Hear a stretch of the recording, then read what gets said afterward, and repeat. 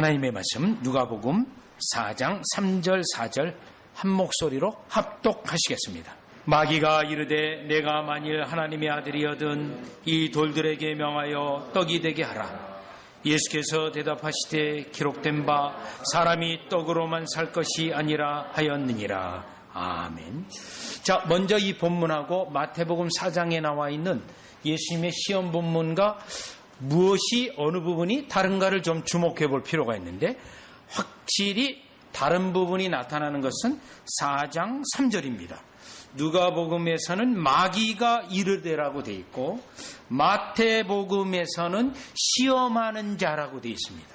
그러면 누가복음에서는 분명히 마귀가라고 해서 그 시험하는 자, 마귀의 실체를 보다 더 부각시키고 명확히 하는 데에 누가복음에서 나타난 예수님의 시험에서의 포인트가 되겠습니다.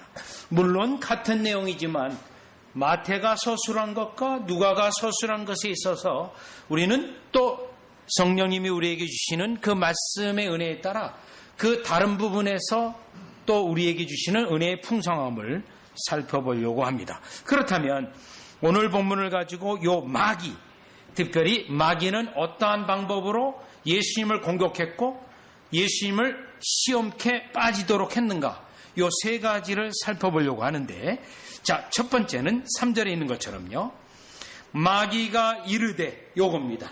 이르되라고 하는 단어예요. 마귀가 이르되. 그러면 지금 마귀가 말을 했다는 거예요.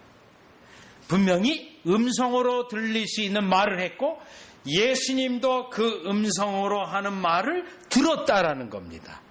그리고 예수님이 이거를 직접 증거했기 때문에, 그래요, 결국 직접 증거하셨기 때문에 사도들이 또 누가가 이것을 기록했다라는 겁니다. 그런데 이 부분은 마귀가 이르되 할 때 창세기 3장에 가보면 3장 1절에 보면 뱀이 하와에게 말하되 이르되 이렇게 되어 있습니다.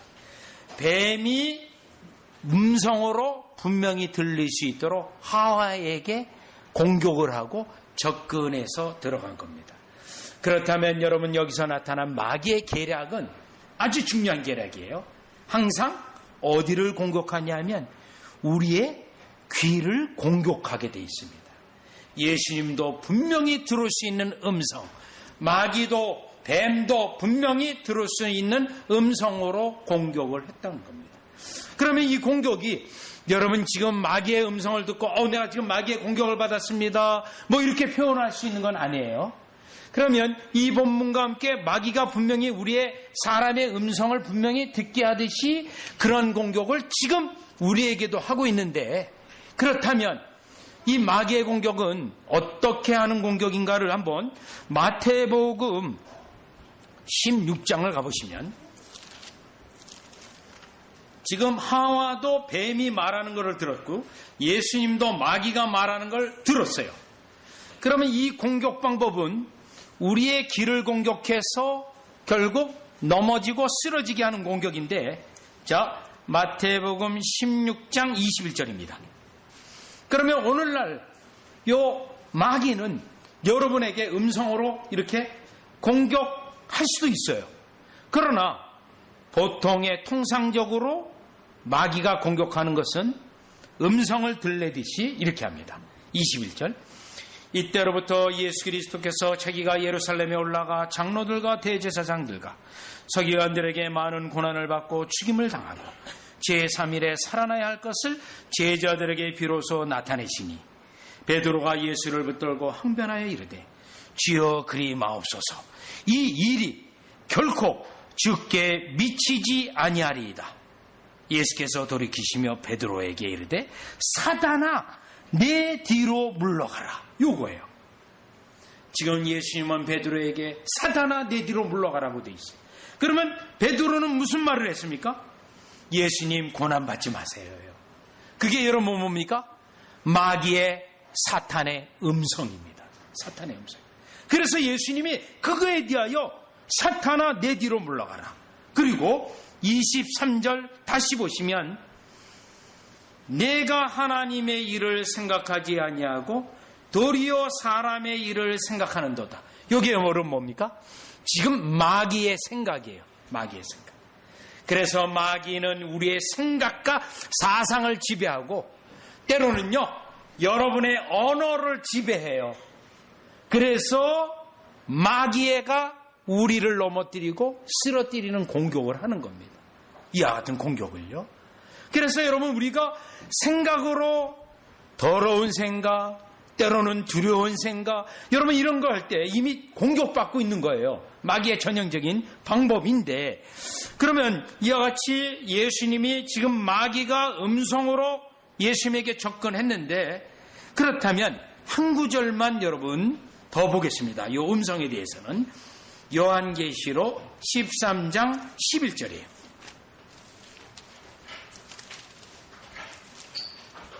네, 지난주에 요한계시록을 공부하면서 또 강조된 부분 중에 하나예요. 13장 11절을 보시면, 요한계시록 13장 11절입니다. 내가 봄에 또 다른 짐승이 땅에서 올라오니, 이게 뭡니까? 적그리스도예요. 마귀의 수하에 있는 자예요. 적그리스도. 어린 양같이 두 뿔이 있고, 여러분 어린 양이에요. 어린 양이 얼마나 이뻐요, 여러분. 양이 해를 끼치는 않는 짐승인데, 그런데 어려요 또. 그러면 너무너무 귀여워요. 안아주고 싶어요. 그런데 음성은요, 음성은 용처럼 말을 하더라, 이거예요. 음성은 용처럼 마귀의 음성을 드리는 거예요. 마귀의 음성. 그래서 마귀의 전형적인 공격 방법은 예수님에게 음성을 들으면서 공격한 것처럼, 이 공격 방법은 오늘날 우리에게 이와 같이 겉모습은 아주 양 같은데 우리를 속이는 생각들, 우리에게 잘못된 생각들, 또 하나님의 생각이 아니라 인간만을 생각하는 생각으로 사로잡아서 우리로 마귀의 일을 하도록, 마귀의 수하에 있도록 우리에게 공격을 한다라는 것입니다. 그래서 사도 바울은 고린도후서 12장 13절에서 15절에 이 마귀의 음성으로 들려내는 공격에 대하여 고린도 교회에 설명하고 있는데, 12장 13절을 보면 거짓 사도라고 돼 있고, 또 그리스도의 사도로 가장한다고 돼 있고, 14절에는 광명의 천사로 가장한다고 돼 있고, 15절에 보면 사단의 일꾼들이라고 돼 있습니다. 여러분, 이들이 다 공통적인 특징이 있어요. 무엇입니까? 다 말하는 자들이에요. 말하는 자들. 그래서 우리의 길을 공격하는 겁니다. 그래서 잘못된 가르침에 인간의 생각을 하게 해서 하나님에게서 떠나가게 하고, 하나님의 일을 잊어버리게 만들고, 하나님이 하시는 것에 대하여 마음을 두지 않도록 여러분의 마음을 훔치고 빼앗기고, 더러운 생각, 잘못된 생각, 또 세상적 생각으로 공격을 한다라는 것입니다. 사도 바울은 사역을 하면서 이러한 자들이 너무너무 많았습니다. 특별히 에베소 교회에 그랬습니다. 고린도 교회가 그랬어요. 그런데 에베소 교회가 사도 바울이 떠난 상태에서 교회가 막 혼란에 빠진 거예요. 그래서 디모데를 얼른 보냅니다. 그 에베소 교회의 문제를 해결하기 위해서 보냅니다. 그러면서 특별히 또 디도를 보냅니다. 그래서 디모데후서하고 디도서를 보면 그 교회에 얼마나 속이는 자들이 많이 있고, 길을 통해서 사단이 교회를 완전히 혼동상태에 만들어 놓은지 알 수 있는데, 디모데후서 3장 15절을 보면 이렇게 돼 있어요.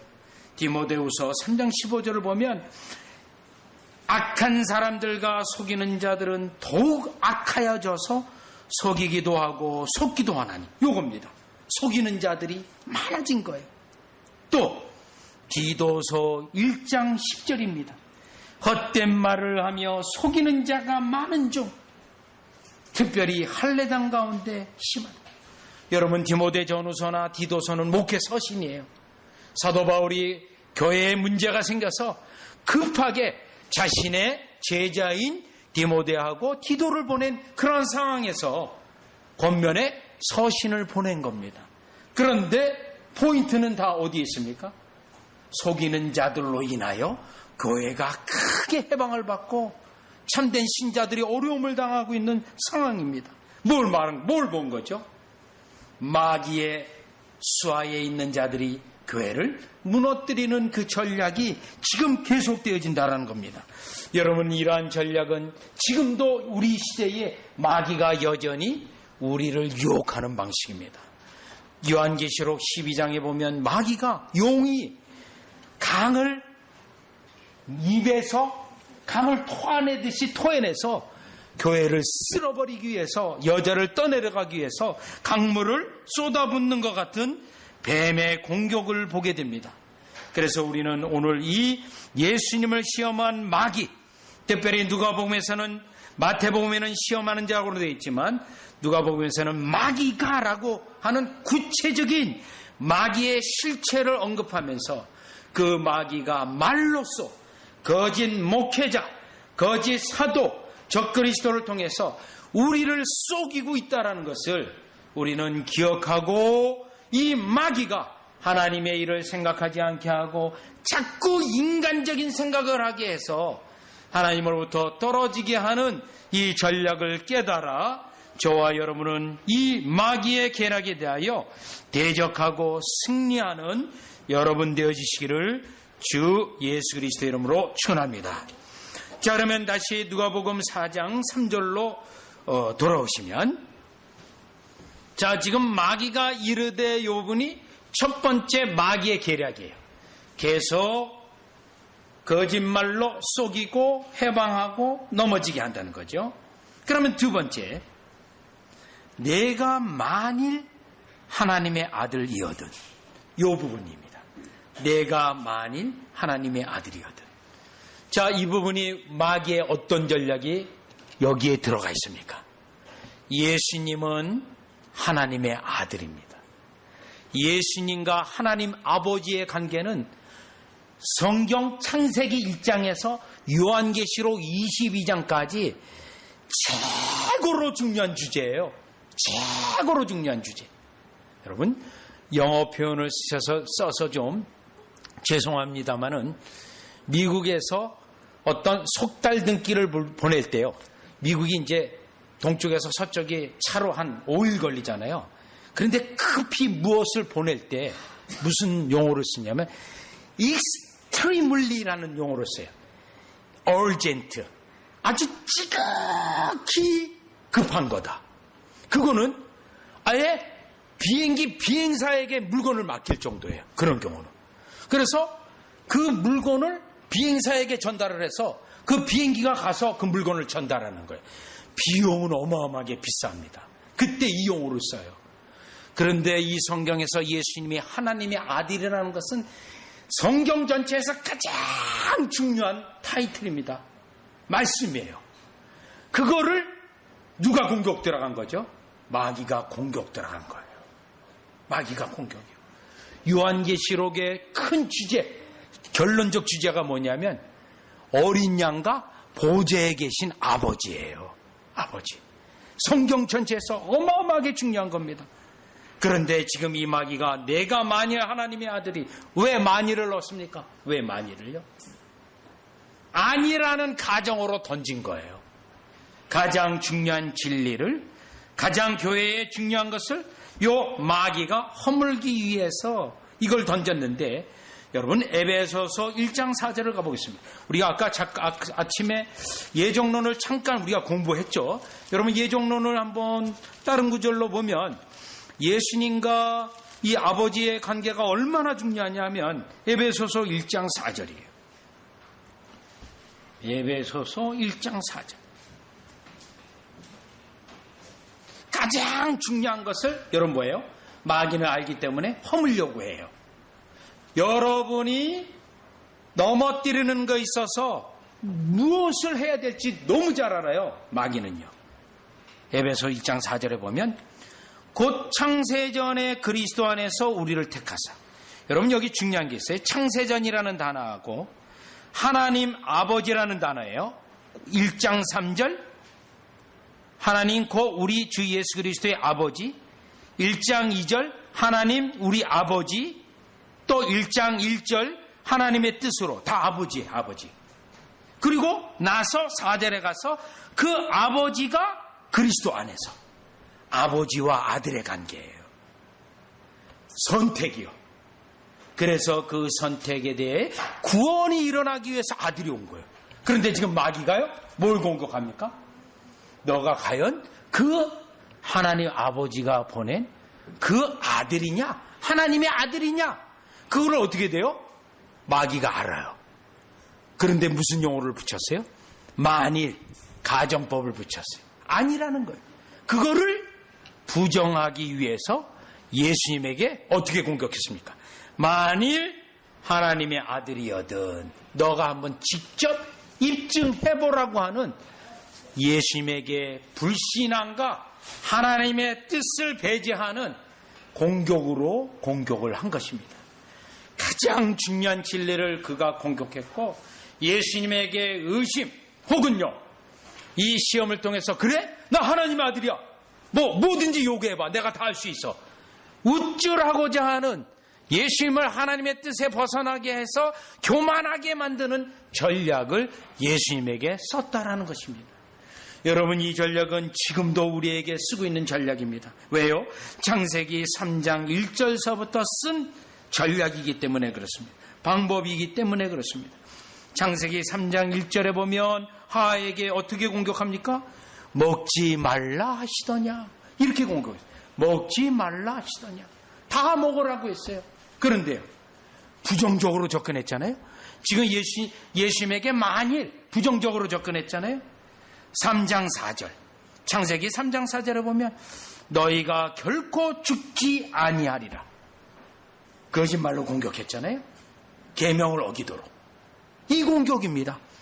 그래서 지금 이 마귀가 내가 하나님의 아들이거든 이라고 이 공격한 것은 지금 예수님으로 하여금 예수님이신 것을, 하나님의 아들인 것을 부정하고 거기서부터 공격의 빌미를 가져서 예수님으로 하나님의 뜻에 벗어나게 한 건데, 여러분, 이런 의심케 하는 전략은 마귀가 늘 쓰는 전략이에요.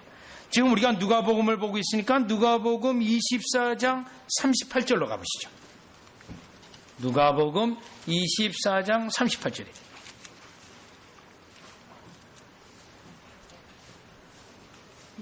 늘 마귀가 쓰는 법입니다. 전략이에요.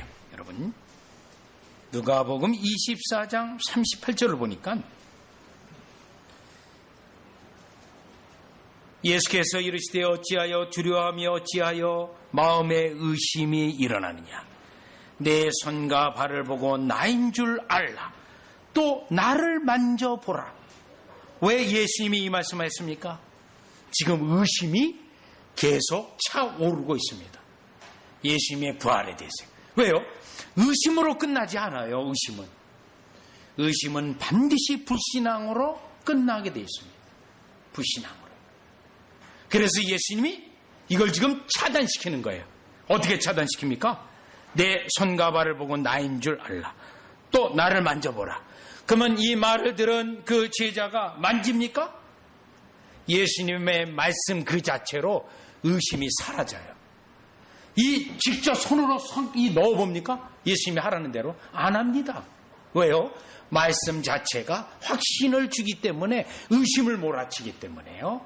자, 그래서 여러분, 누가복음 다시 3장에 들어오면 이 마귀의 두 번째 전략, 첫 번째 시험에서요, 하나님의 아들이여든 가장 중요한 성경적 교리를 공격했고, 또 의심으로 공격을 했고, 또 결국 이 공격은 여전히 오늘날 우리에게도 해서 예수님의 말씀을 들은 제자들로 하여금 예수님이 부활하신다라는 사건을, 그 약속의 말씀을 까맣게 잊어버리게 해서 의심이 들게 하고, 또 예수님의 부활에 대한 소식을 들어도 확신하지 않는 그들에게 다시 확신케 하는 예수님의 모습을 볼 때, 여러분, 오늘도 우리도 마찬가지입니다.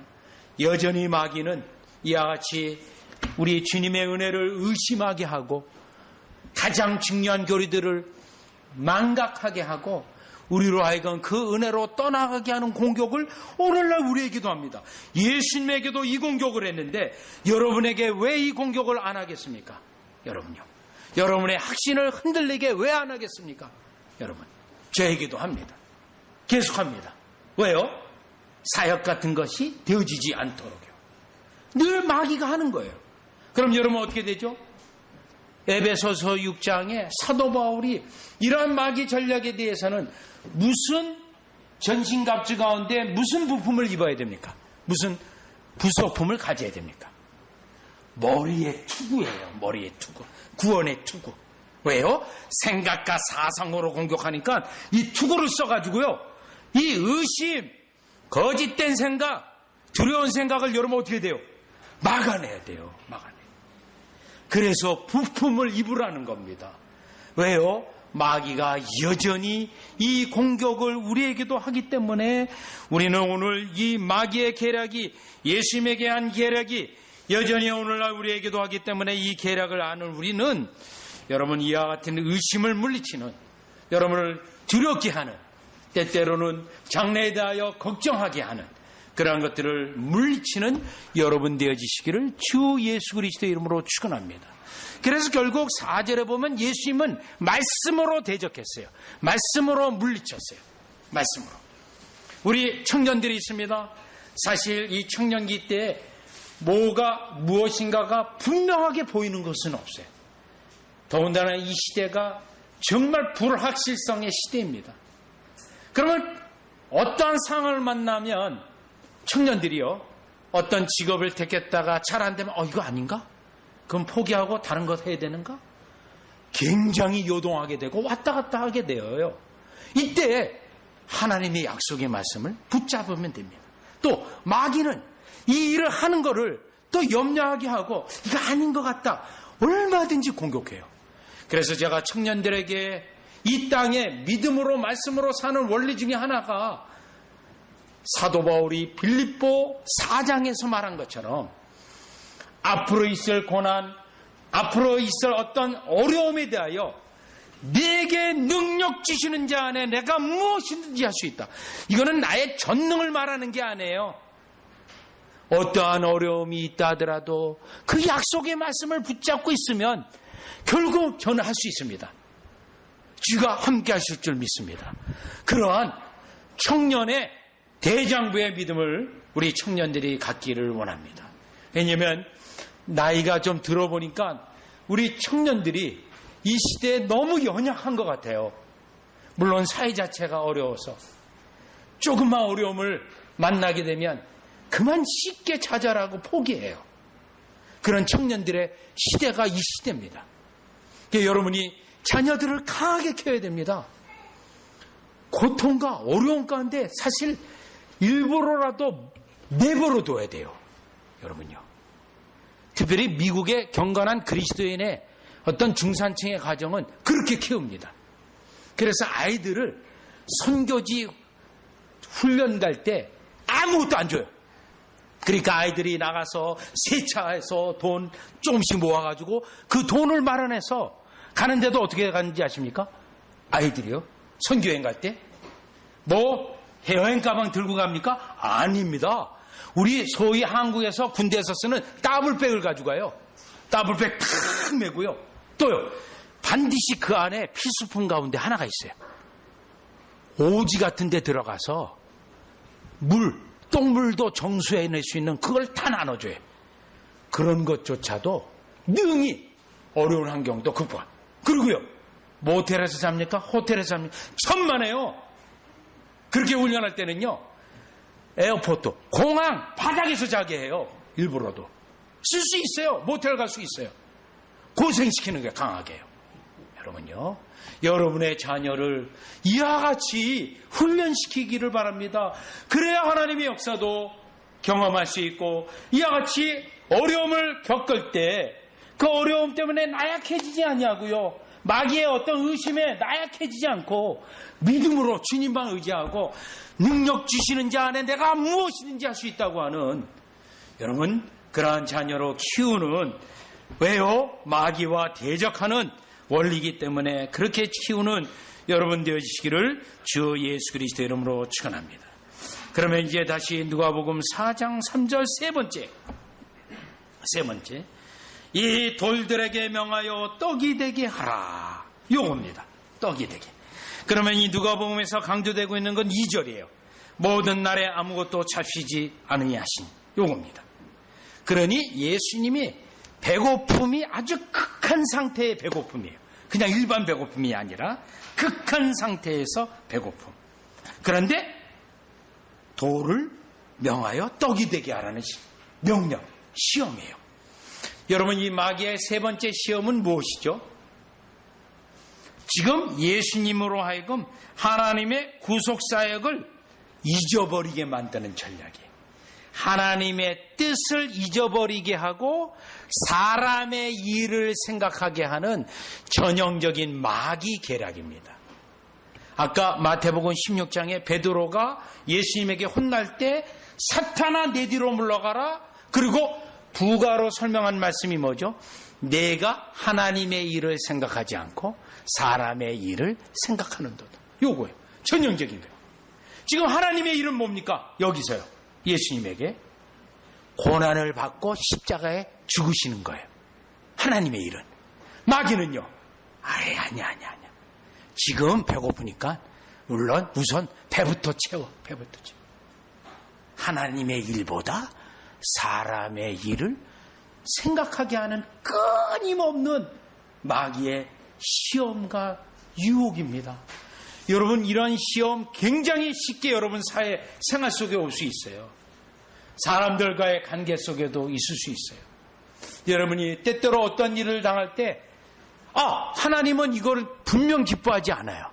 그런데 내가 그 사람 앞에서 하나님의 일을 얘기하면 그 사람과 나의 관계가 서먹서먹해지거나 멀어질 수 있어요. 그러면 여러분 하나님을 생각합니까? 안 합니다. 그 사람의 입장하고 그 사람의 판단 그것만 봐요. 하나님의 지금 어떻게 보실까를 생각 안 해요. 이미 마귀에게 진 거예요. 마귀에게. 하나님의 일을 내가 하나님의 일을 생각하죠. 여러분 그 베드로는 뭐예요? 조금 전에 예수 그리스도는 하나님의 아들이요. 그리스도라고 하는 고백이 있었어요. 그러면 그 정도 고백이 있으면 이 정도는 봐줘야 되는 거 아니에요? 아나니아 삽비라가 자기 집을 다 팔아서 교회에 냈습니다. 다 팔아서 다 낸 게 아니라 교회에 드리려고 집을 팔았어요. 그리고 일부분만 냈어요. 오늘날 교회에 자기 집 팔아서 교회에 내는 사람 쉽지 않습니다. 교회에 드리려고 팔았는데 욕심이 생기니까 부분적으로만 드렸어요. 세상에서 가장 안타까운 사람이죠. 하나님 앞에 드리고도 현장에서 즉사해 죽은 사람들입니다. 왜요? 결정적인 거. 하나님의 일을 생각하지 않고 사람이 자기 일이에요. 이러면 나는 뭐 먹고 살지? 충분히 생각될 수 있어요. 여러분, 저는 그 입장 충분히 동감이 갑니다. 다 드리면 실제로 집회를 했는데요. 그 부흥사가 와서 너희 청년들 너희 가지고 있는 거 다 하나님께 들고 가. 그래가지고 다 드리고요. 청년 중에 하나는 차비가 없어서 걸어간 청년도 있어요. 실제로요. 제가 사역하면서. 그러면 그 드릴 때 차비는 남겨놔야 되는데 충분히 공감이 갑니다. 그런데 그거가 지금 누가복음 4장 3절을 보니 이 문제가 무슨 문제죠? 예수님이 독을 떡으로 만드는 것은 하나님의 뜻과도 관계가 없고 하나님의 구속사역하고는 완전히 반대가 되는 하나님의 일을 생각하지 아니하고 자기의 배부름, 배고프는 것을 만족시키는 것만 생각하는 마귀의 전형적인 공격이라는 거예요. 그래서 여러분 기드온이 300용사를 뽑을 때 어떻게 뽑았습니까? 왜 32,000명에서 여러분 300명만 남기고 뽑았습니까? 상대방은 14만 명인데요. 14만 명이 넘어요. 32,000 가지고도 안 되는데 왜 300명을 뽑았습니까? 그 300명은 어떠한 자들입니까? 자기 생각하는 사람들 아니에요. 사람 생각하는 사람들 아니에요. 그래서 목마름에도 불구하고 물을 손바닥으로 마신 사람이고 9,700명 돌아간 자는 무릎을 꿇고 자기의 갈증을 채웠던 사람들이에요. 하나님의 사람들이 아닙니다. 오히려 전쟁에 방해가 됩니다. 그러니까 어떻게 돼요? 떨어뜨리는 거예요. 너희는 못 나간다. 그 32,000명 다 전쟁하려고 나왔던 사람이에요. 집에 있었던 사람 아닙니다. 군사 자격 없어요. 우리 주님은 여러분 그리스도인으로 강력한 군사 되기 원합니다. 믿는 게 확실히 나타나야 마귀가 공격을 못합니다. 여러분의 때로는 하나님의 뜻으로 갈 건가? 사람의 여러분 분명히 나타내야 돼요. 그거 어정쩡하죠? 마귀가 알고 계속 공격합니다. 사람 생각나도록. 그런데 하나님 입장으로 하나님이 원하는 것으로 택해봐요. 청년들에게 특별히 당부합니다. 하나님이 반드시 보상해 주세요. 보상해 주세요. 책임 다 져줘. 책임. 하나님 중심으로. 그게 인생에 가장 확실하게 소위 세상 사람 말로 성공하는 방법 중에 하나예요. 그런데 마귀가 어떻게 하든지 우리 청년들, 우리들을 믿음에서 떨어뜨리기 위해서 이와 같이 가장 극심한 배고픔 속에서 예수님에게 이 돌들에게 명하여 떡이 되게 하라. 이 공격을 했고 예수님은 이것에 대하여 4절에 말씀하셨는데 이 4절 부분은 다시 한번 다음 주에 3절과 4절을 또 공부하면서 우리가 어떻게 승리하는지 원리에 대하여 살펴보도록 하겠습니다. 결국 이 마귀에 의한 시험에 대하여 우리는 골로새서 3장 1절 2절 땅의 것을 생각지 말라. 위의 것을 생각하라는 거예요. 하나님의 뜻을 생각하라. 마귀는 계속해서 여러분을 하여금 이 땅의 것을 생각하게 해요. 그래서 이 일로 어려움 당하게 했다. 이 일로 어떤 힘든 것이 있겠다. 계속해서 공격하는데 마귀의 생각과 마귀의 음성인 줄 알고 말씀으로 단번에 물리치는 강력한 그리스도 군사인 훈련받은 군사의 전신갑주를 입은 여러분의 모습으로 나타나서 승리의 역사가 있으시기를 주 예수 그리스도 이름으로 축원합니다. 기도드리겠습니다. 하나님 아버지, 하나님의 말씀에 언제든지 예 아멘하며 믿음으로 약속에 의지하고 항상 나아가 전쟁에 나아가 승리하기 원합니다. 결코 우리의 승리가 편안한 가운데 있는 승리가 아니고 또 안일한 가운데 있는 승리가 아니며 몸으로 이와 같이 영적 전쟁이라는 어마어마한 전쟁을 거쳐서 극복해야 되는 그 전쟁을 우리 앞에 두셨사오니 오늘 특별히 마귀의 계계로 우리가 알아사오니 그거에 져서 나약해서 시험에 빠져 지는 자가 아니라 강력한 말씀을 의지하고 또 사람을 두려워하지 아니하고 사람을 의식하지도 아니하고 오직 하나님만 기쁘시게 하는 일념에 따라 승리할 때마다 하나님의 섭리와 역사하심과 축복이 사랑하는 우리 청년들에게 특별히 있게 하여 주시고 우리 모든 성도님의 기업과 가정의 은혜가 있게 하여 주시옵소서. 예수님의 이름으로 기도드리옵나이다. 아멘.